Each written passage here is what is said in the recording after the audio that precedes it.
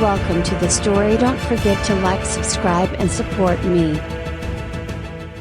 The moon hung heavy over Camelot, casting its silvery glow over the towers and battlements that rose from the fortress like fingers reaching for the sky. Inside the great hall, a feast was underway, though the air was thick with more than just the aroma of roasted meats and spiced wine. Arthur sat at the head of the long oak table, his gaze distant, his thoughts far from the chatter of his knights and advisors. Merlin, seated nearby, watched him with a keen eye. The wizard had long known Arthur's moods better than the king knew them himself. Tonight, there was a weight on Arthur's shoulders that even the most joyous of occasions could not lift. "Something troubles you, Arthur," Merlin said quietly, leaning in so only the king could hear him. Arthur turned his gaze to his old friend, the lines of worry etched deep into his face. "It's a feeling, Merlin, a dark shadow in my mind that I cannot shake. Something is coming, I can feel it." Merlin nodded, his own thoughts mirroring the king's. For weeks now, he had sensed a disturbance in the magical currents of the land. A power, dark and elusive, was stirring, and no amount of searching had revealed its source. But he had his suspicions. Morgana, his half-sister and once ally, now turned bitter enemy, had been too quiet, too absent, and Merlin knew that her absence was never without reason. "Be on your guard," Merlin said, his voice low. "Dream magic is powerful, and it is easily underestimated. I fear Morgana may have mastered it." Arthur's eyes narrowed. "Dream magic? You believe she would use it against us?" "She is capable of anything, and if she has truly learned to control the dream realm, she could trap us in our own minds, turning our fears and failures into weapons against us." Arthur's hand tightened around his goblet, his knuckles white. "Then we must prepare." But even as Arthur spoke, the tendrils of sleep were already winding their way through the hall, creeping into the minds of the knights and servants, dulling their senses. One by one, they began to nod off where they sat, heads dropping to their chests, eyes fluttering shut. Arthur blinked, trying to stay awake, but the weight of his eyelids became unbearable. Merlin felt it too, the pull of the dream magic, but before he could react, darkness swallowed him. When Arthur opened his eyes, he was no longer in Camelot. He stood alone in a desolate wasteland, the sky above him a swirling mass of storm clouds, and the ground beneath his feet cracked and dry. The once proud towers of Camelot lay in ruins, toppled and broken, the banners of his kingdom torn to shreds and scattered by the wind. A sense of dread filled his chest as he took in the scene before him. This was no ordinary dream. This was a nightmare. A sound drew his attention, and he turned to see a figure approaching from the distance. It was a man, cloaked and hooded, his face hidden in shadow. But Arthur knew, even before the figure spoke, who it was. "You have failed, Arthur Pendragon," the figure said, its voice cold and hollow. "Your kingdom lies in ruins because of your weakness." Arthur's heart pounded in his chest, but he drew his sword, the blade gleaming in the dim light. "I will not fall to your tricks, Morgana." "Show yourself." The figure chuckled, and as it stepped closer, its form began to shift, twisting and changing until it became Morgana herself. Her long dark hair flowed behind her like a shadow, and her eyes glowed with malevolent power. "You cannot escape, Arthur," she said, her voice dripping with venom. "This is my world now, a world of dreams and nightmares, and I control it. You will never wake." Arthur gritted his teeth, but before he could strike, the ground beneath him began to crumble, and he fell into the darkness below. Merlin awoke with a start, his body drenched in sweat. He was still in the great hall, but something was terribly wrong. The knights around him were all slumped in their seats, unmoving, their faces twisted in expressions of fear and pain. They were trapped in their own nightmares, just as Arthur had feared. "Morgana," Merlin whispered, his heart racing. He had to act fast. If he didn't break the spell soon, Arthur and his knights would be lost forever, their minds consumed by the dream realm. He stood and hurried toward the doors of the hall, his mind racing. He needed to find a way to counter Morgana's magic, But dream spells were not easily broken. They were woven from the very fabric of the subconscious, feeding on the fears and insecurities of their victims. To break such a spell, he would need knowledge, ancient knowledge, hidden away in the deepest corners of the magical world. The Fae, they were the only ones who might know how to undo Morgana's work. But the Fae did not give their knowledge freely, and Merlin would have to risk much to gain their favor. With a final glance at the slumbering knights, Merlin set off into the night, the weight of Camelot's fate heavy on his shoulders. In the nightmare realm, Arthur landed hard on the ground, the impact knocking the breath from his lungs. He struggled to his feet, his sword still clutched in his hand, though it felt heavier now, as if weighed down by the despair that surrounded him. The wasteland stretched out before him, endless and barren, with no sign of life or hope. But Arthur was not one to give in easily. He had faced worse before and had come through it. He would do so again. He began to walk, each step heavy and slow, the weight of the dream pressing down on him. As he walked, he saw flashes of his life, memories twisted and distorted by Morgana's magic. He saw himself as a boy, struggling to pull the sword from the stone, the whispers of the crowd mocking him for his weakness. He saw his father, Uther, shaking his head in disappointment as Arthur failed to live up to his expectations. And he saw Camelot, burning, his people screaming for help as the flames consumed them. Arthur clenched his jaw, his grip on his sword tightening. This is not real, he told himself. It's a trick. Morgana's trick. But no matter how many times he repeated the words, the fear remained. Deep down, a part of him believed it. A part of him feared that he was not worthy of the crown, that he had failed his people, and that Camelot's downfall was inevitable. As he continued to walk, he came upon a figure sitting on a stone. It was Lancelot, his face pale and drawn, his eyes hollow with regret. "Lancelot," Arthur said, relief flooding through him. "You're alive." Lancelot looked up at him, but there was no recognition in his eyes. "Alive?"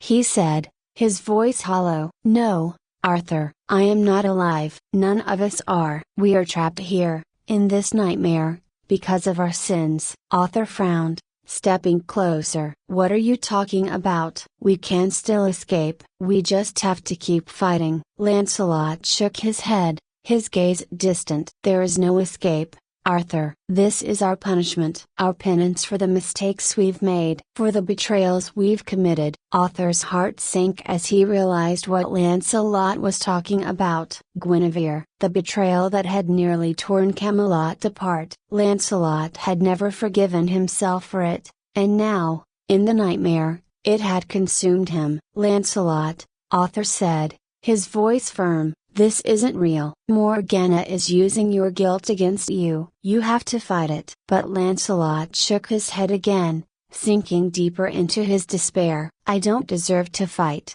Arthur. I don't deserve to be forgiven." Arthur felt a pang of sorrow for his old friend, but there was no time to dwell on it. He had to keep moving. He had to find a way out.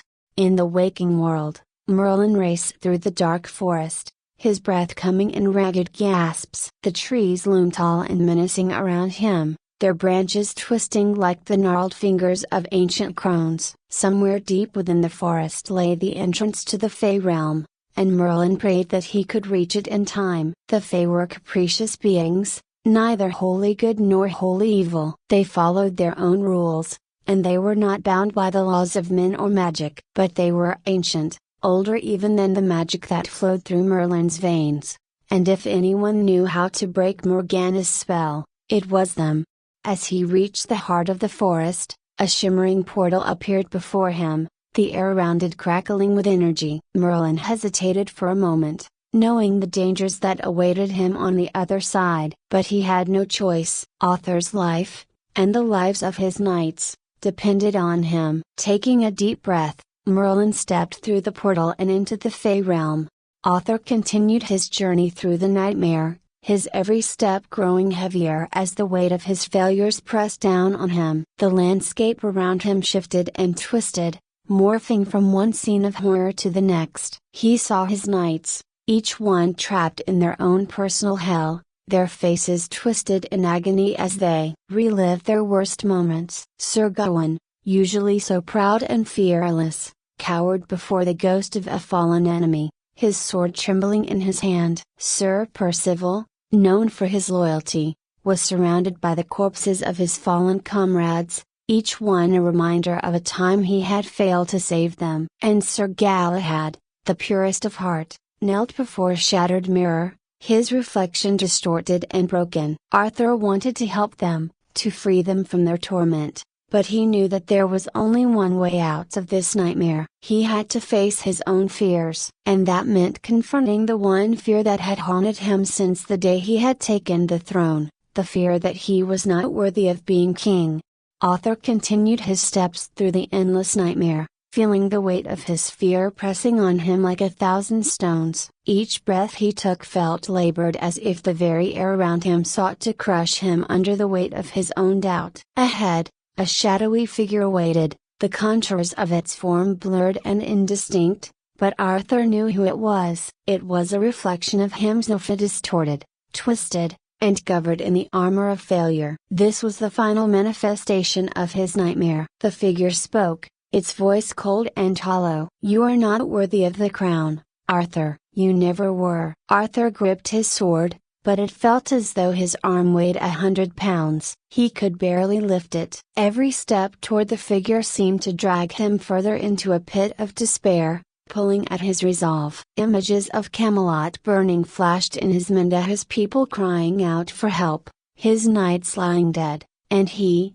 powerless to save them. "You are a failure," the figure continued, stepping closer. "Your kingdom has fallen. You will never escape this nightmare. Morgana controls everything, and you are too weak to stop her." The words cut deep, but somewhere inside, Arthur felt a spark. He clenched his jaw, pushing through the fog of doubt that clouded his mind. "No," he whispered, though his voice trembled. "This is a trick." The shadowy figure laughed. "A trick? Or the truth you've been too afraid to face?" Arthur shook his head, his grip tightening on Excalibur. "I am the king of Camelot. I have faced my fears before. I have faced betrayal, death, and worse. I will not fall here." The shadow stepped closer, raising a hand as if to reach out and grab him. "You will fall, Arthur. You cannot win this battle." The world seemed to close in on him, the sky darkening further as the ground beneath his feet cracked and crumbled. But in that moment,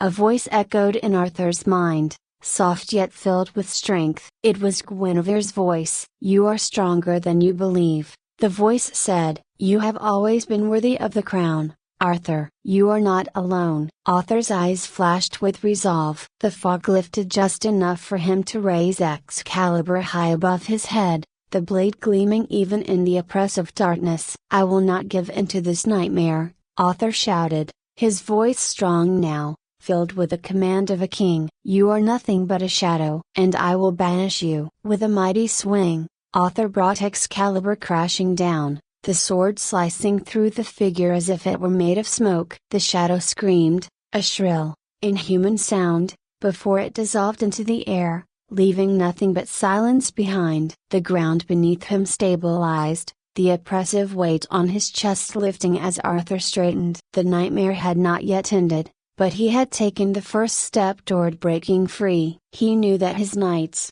too, were battling their own demons, and he had to help them. Arthur strode forward, the landscape around him shifting once more. He found himself in a twisted version of the Round Table Hall, where his knights sat, each one locked in their own personal hell. He approached Sir Launcelot first, who stood in front of a great mirror, his reflection filled with guilt and shame. Lancelot stared at the mirror, his hands trembling. "You cannot save me," Lancelot muttered, his voice thick with self-loathing. "I betrayed you, Arthur. I betrayed Camelot." Arthur placed a hand on Lancelot's shoulder. "We have all made mistakes, Lancelot. But you are still one of my greatest knights. This is Morgana's trick. She is using your guilt against you. You must fight it." Lancelot turned to face Arthur, his eyes filled with pain. "How can I fight what is true?" "It is not the truth,"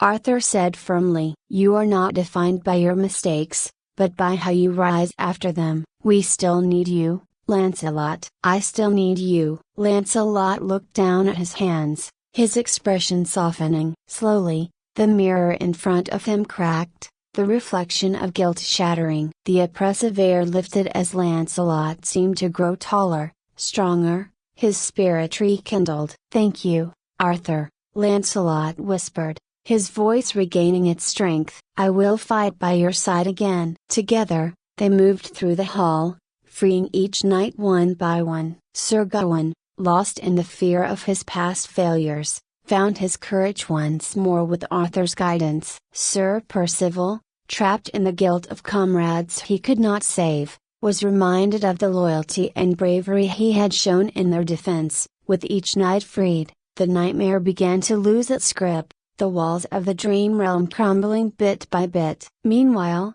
in the waking world, Merlin stood before the Fey Queen, her eyes ancient and filled with secrets. The Fey realm shimmered with an otherworldly light, the very air thick with magic. Merlin had passed their trials, though not without difficulty, and now he stood before the Queen, hoping for the knowledge to save Arthur and his knights.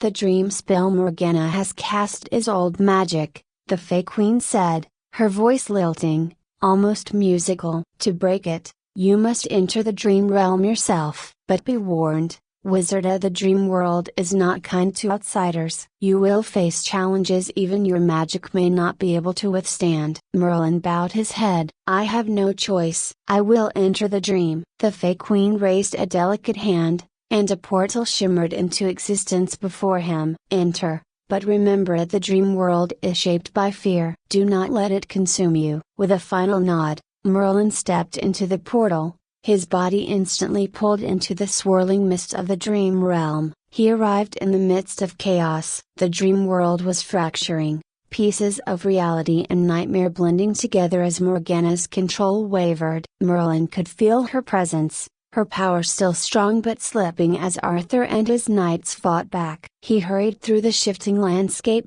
his magic cutting a path through the illusions and falsehoods that sought to ensnare him. Time was running out and he could feel it. If they didn't defeat Morgana soon, the dream would collapse, taking Arthur and his knights with it. Merlin found Arthur and his knights at the heart of the dream, battling against a legion of shadowy figures conjured by Morgana. They were holding their own, but barely. For every shadow they struck down, two more appeared in its place. "Arthur!" Merlin called out, his voice cutting through the noise of battle. Arthur turned, his eyes lighting up with recognition. "Merlin, you've come." Merlin nodded, stepping forward, his staff crackling with energy. "We don't have much time. Morgana's power is weakening, but we must strike now, together." Arthur nodded, rallying his knights. "For Camelot!"